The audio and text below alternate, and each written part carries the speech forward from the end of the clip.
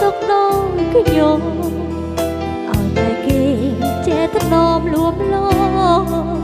ខ្ញុំចង់បានមកជាគ្នា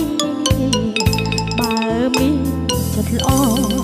អាចជាបារោបុចិនដាជាវត្ថុបំណងប្រាថ្នាដែលខ្ញុំរងចាំជាយូរមកហើយអ្នកណាក៏ដោយឲ្យតែស្មងខ្ញុំមិន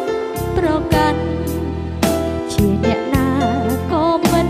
សំខាន់តែសំខាន់គឺចិត្តភក្តីរូបរាងសម្ផស្សទ្រព្យសម្បត្តិមាន